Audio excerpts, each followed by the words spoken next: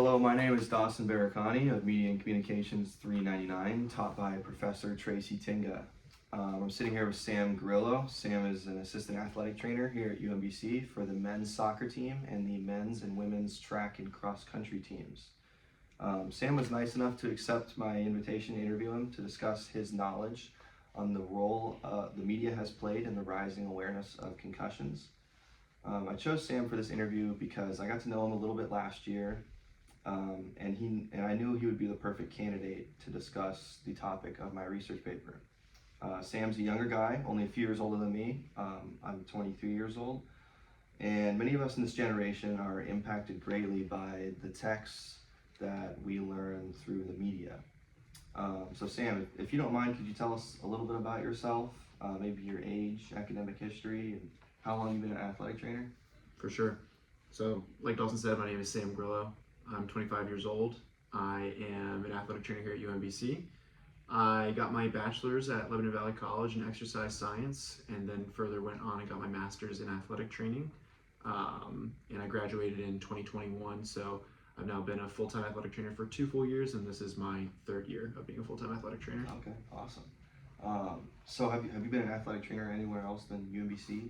Yep. I started at a small Division II school in Pennsylvania called Lincoln University, where I was assigned with working with the football teams, the women's basketball team, and then while I was in college, I did a bunch of different clinical rotations, specifically with the men's ice hockey team and with our football team there. Okay, great. So how do you think UMBC compares to the other school you worked at? And maybe the sports, I heard you mention you worked in football there. Mm-hmm. How would that compare? Because we don't have a football team here, so what are some thoughts on that one? Yeah, for sure. So I think the college I went to is a small Division III school, and then the first college I worked at is a Division II school, and now UMBC is a Division I school. Yeah. So I really have gotten to see the different levels of college athletics. And I think one of the big factors besides my sports assignment, which I'll get to, is just the money and resources that all the colleges have. Oh, gotcha. So UMBC is definitely the most well endowed. We have lots of different resources. We have doctors on campus. We have physical therapists. Whereas some of these other schools, when you're the athletic trainer, you're the only one there. No doctor comes in. There's no physical therapist. And I think that's been a nice change of pace for me, and something that helps with patient health and patient education is when you have so many different kinds of resources that you can turn to. Okay. In terms of sport assignment, obviously I work men's soccer and track and field here. So soccer obviously is a contact sport, and track and field can't be contact, but much less. But both of them compared to football and ice hockey that I worked before are a little bit less contact intensive, but I've gotten to learn a lot about different injuries, concussions by doing those experiences, and then now coming here and seeing the differences in those. Perfect. Okay. All right. So getting some of my questions here. My first topic is kind of the historical perspective of the media's role in the rising awareness of concussions. My first question would be, how would you describe the historical representation of concussions in the media, and how has it evolved over the years? Yeah, I think especially for our age, we grew up, with whether it's social media or really the TV age. I don't know about you, every morning I used to wake up and watch Sports Center. And, you're watching all the injuries, you're watching this, that, and the other. And with the kind of TV generational media age that we're in, we got to see the rise of people talking about concussions, especially because when we were younger, the NFL got sued for their huge CTE case. And I feel like that really brought forth a lot of concussion talks. Then movies like Concussion with Will Smith in it, which I don't know if you've seen, got made. No, I was going to mention that. I haven't seen that movie, but I have heard of it. Yeah, so I think especially in our short time on this earth, we've seen a huge rise in the media's role because of how personalized the media has become. It's not just a newscaster hitting some regular topics. Me and you have an interactive role in the media, and we care about our health. Thus, the media has to care about what we think about our health. Okay, interesting. All right. Can you identify any key moments or events that significantly influenced the media's coverage of concussions? Yeah, so like I said, I think when the NFL got sued for that CTE case with tons of former NFL players who unfortunately are suffering from long-term impacts of playing this sport, I think that was one of the biggest turning points in the NFL's history because, with science and health, we're always learning more. And at first, when people were playing football, they knew there was risk, but they didn't realize the long-term risk. I see, yeah. And when the long-term effects of football came out, we know it's a violent sport. We didn't realize that was going to affect people and cause early deaths, early onset dementia, CTE, other things like that. And so when that started coming out, I think that the lawsuit itself really pushed concussions to the forefront of the media conversation. Okay, I see. And I think that it spread around pretty quickly among like the football community. I've heard of players, retiring when they're in their third or fourth season, when they're like really good players, just because they made a little bit of money, they've made it to the NFL, but they're really interested in like their long-term health, and they don't want to mess that up. They want to live a normal life. They want to live till they're 78 years old. And you hear some things happening with players where they get like really bad like mental problems after they're playing in their 30s and 40s, and you never really know how it's going to affect them for the rest of their life. Like one example I look at is Antonio Brown. I don't think ever since he took that hit from the Bengals. Valdes perfect. Yes, perfect. I feel like he's never been the same. I mean, I see videos of him now, and I don't know. I don't know what happened, but I think a lot of people are scared of that, and I think like the media putting that content out, or maybe himself putting that content out, is kind of bringing like awareness to that, whether he knows it or not. I think that plays a huge role in other players deciding like whether they want to retire, whether they want to keep playing. But I think it really depends on the player and kind of the situation they're in, maybe their position or for sure. whatever. So my next topic is going into the media's influence. In what ways do you think media coverage has contributed to the increased awareness of concussions in sports and other activities? So I mean, obviously the more we talk about things, the more research gets done, the more people look into things. I just think in general we're so much better and we care so much more because we know the long-term effects of concussions. About how we identify concussion symptoms, how we try to prevent concussions. I mean, I don't know if you remember when you were a kid, there's no such thing as the booth calling down and stopping a play and taking a player off the field because they think they might even have a concussion. Nothing like that. And I would say all of that is just from increased knowledge and the media's role in talking about that. Right.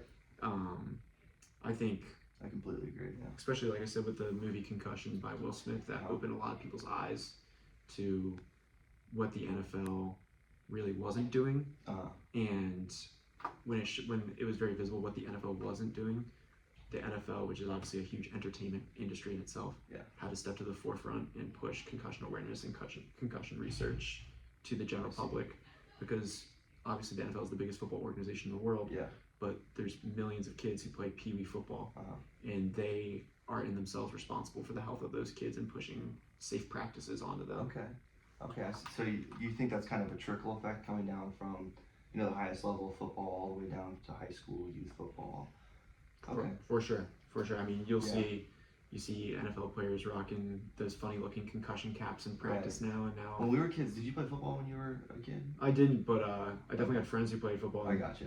There was nothing like that when I was a kid. I played for like 2 years and I absolutely hated it, but they had nothing like that in practices. Like we were doing full contact and everything, and I feel like when I was a kid, even like 2000, 2010, maybe 2012, in that range, there was still kind of this like shake it off, get it back in there sort of mentality, but I feel like now, maybe if I had grown up 10 years later and I was playing football now, there would be a lot more sort of awareness and people looking out for your concussion health. If something happened, they'd pull you off the field. I don't know how youth football works now, but I think that people are just a lot more influenced by the things that they've read through the media, and that could trickle down to youth parents, youth coaches. So I think you're totally right about that.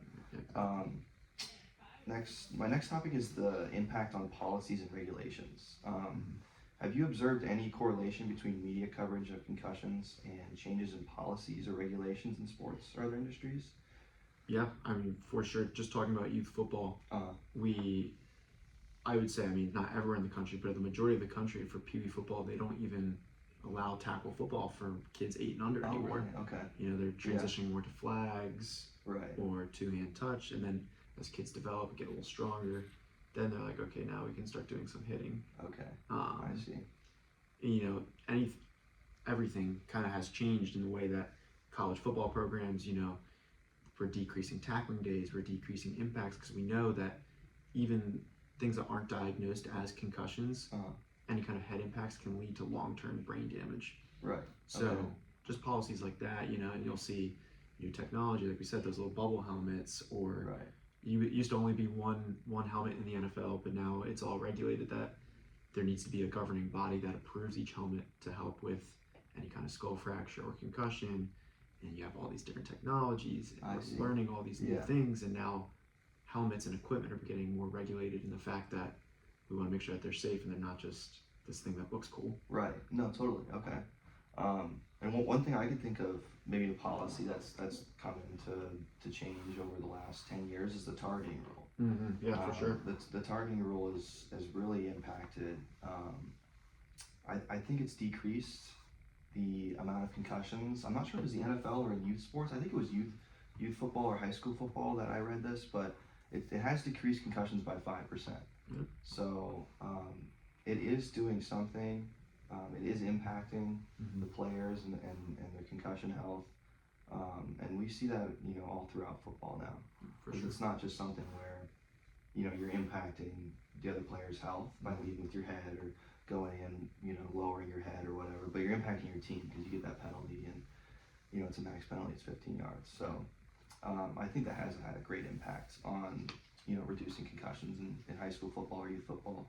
No, I agree. I think also one from my side of things, since obviously I work in the medical field, is the state regulations of return to concussion play. I don't remember at all when I was a kid, which doesn't mean that's true, that there being, like a 7-day process or a 5-day process for concussion protocol.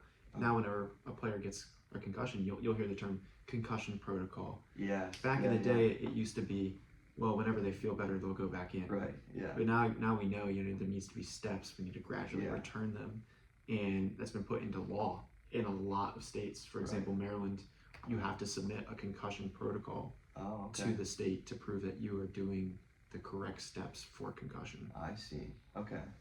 And concussion symptoms may not show up for a few days or a few weeks. I'm not really sure. You probably would know that. Yeah, you can have any kind of delayed onset symptoms anywhere from 24 to 72 hours afterwards. Okay. Yeah, see, that's really interesting because I don't know how, before all this has come, the media has come up with all this and really spreading this information, people were ever able to tell if you had a concussion, if, you can have symptoms 24 to 72 hours. Mm-hmm. I feel like that would have been really tough to do, but now, like you're saying, there's a lot of practices and there's concussion protocol that goes into that, and it's pretty well laid out for doctors and medical training staff to actually find those concussions. Exactly. So my next question would be, how might media coverage influence the implementation of safety measures or guidelines related to concussions? Yeah, so I think obviously awareness and media coverage is only going to keep on pushing us to be safer and safer and safer. Because, if we stop talking about things, people are going to care less. That's just the general kind of consensus. Right. So the more media pushes things, we get things like concussion protocols, we get things like safer helmets, we get things like decreasing tackling in practice and using tackle dummies. Yeah. And just raising our kind of standard of care for people. Okay. We're not going out there saying, let's go out there and headhunt people anymore. Right. We know that's that's an objectively bad practice because it's causing long-term injuries. Yeah. And the media, from exposing things like Bountygate, is helping keep pushing safety boundaries within the sport and within all sports. Totally, yeah. And I think that's really important for American football because, it's a really dangerous sport. It might be the most dangerous sport in the world. I mean, I could be totally wrong about that. Obviously, rugby is really high contact. There's other sports where you can get really badly hurt, NASCAR or whatever, but I think it's really important for the media and for these big leagues to protect those, really, really really talented sports leagues that they have and implement these things. So my next topic would be audience perception. How do you think the media portrayals of concussions have affected the general public's perception of sports safety? I think it's been positive. You see any kind, when the media talks about concussion and concussion health, obviously you see the sad stories, like unfortunately someone like Junior Seau who passed away from CTE and it affected his brain and ended up committing suicide. Yeah. Where you see people like Antonio Brown, or Yeah. I unfortunately can't remember the name of the old Bears quarterback, but you see him and he can't even function. Is that McMahon? Yeah, McMahon. Okay. Exactly. Yeah. Yeah, and they portray it obviously how it is, and that it's positively helped push towards, like I said, being safer. Right. And that, I mean, that's for every sport. I mean, even I'm a huge soccer guy. That's what I work with now. Okay. That's what I'm interested in. For soccer, there was no such thing as a concussion substitution back in the day. Oh, really? And now, not at the NCAA level, but the professional level, you can have a whole separate substitution just for concussion. Oh, interesting. Okay. Which I think is really interesting, and it's only been caused by the media talking about. Yeah. Oh, totally. Okay. Is that a new rule that's come up in the last 2 decades or so? Yeah. UEFA, which is the governing body of the European soccer leagues, Okay. they actually just implemented it 2 years ago. Oh, so interesting. as new as that. No, yeah, that's great. Okay. Do you think there's any specific challenges in communicating accurate information about concussions to a diverse audience through the media? Yeah, I think there definitely is. Obviously, we always want to be on the forefront of any topic, but when the topic is science, it means we're always finding out new things. So not that they're purposely putting out misleading information, but sometimes we'll put out information that we think is right, and then we do more research and we found out no, that is wrong. Oh, okay. But then it's our job as the consumer to make sure that we are consuming the media and research that's put out, so we're up to date on what the best practices are. Okay. Because I'm sure you still have heard of a football coach who says, "Oh yeah, well, we do Oklahoma drills." Yeah. And you're like, "No, we don't do that anymore." Right. That's because they haven't done their job of keeping up with the correct media practices and all that. Okay. But back in the day, everyone said the media was pushing, "Oh yeah, these Oklahoma drills, they're the best thing to get football players ready." Right. And now we know it's not. Okay. Is that something that has been kind of eliminated over the last few years? Oh yeah, for sure. Oh, really? A lot of schools have completely stopped doing any kind of Oklahoma type drill. Interesting. Okay. That's where like 2 guys are laying down and you get up and hit each other, right? Pull out, just sprint each other. See, I remember doing that when I played football when it was probably 2011 or 2012. I absolutely hated football. I don't know if it was the parents took it too seriously or what, but no, that was perfect. So my last topic, I believe, is social media and citizen journalism. How has the rise of social media and citizen journalism influenced the conversation around concussions? Sorry, would you mind repeating that question? Oh yeah. So how has the rise of social media and citizen journalism influenced the conversation around concussions?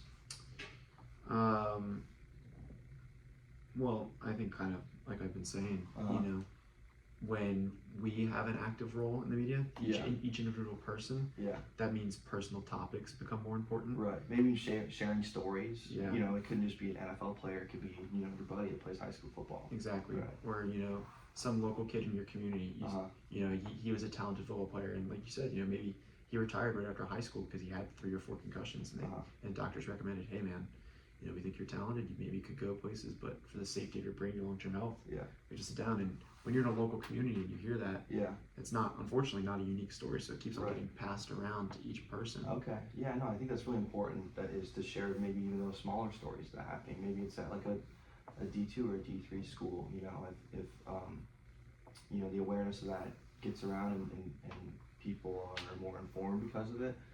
I think that's important. Obviously it's really unfortunate for the player, but I think it's important that they prioritize and spread this information about people's concussion health. Exactly. I mean, relatable topics will always be more talked about, and everyone has a brain. Everyone can get a concussion, which means when each person can talk about that, we're only going to keep on increasing the awareness about it. Okay. No, that's been great. Thank you, Sam. I really appreciate it. This has been a lot of useful information I'm going to use for my research project, and thank you so much for this interview with me, man. Of course, man. Anytime. Appreciate it. Thank you.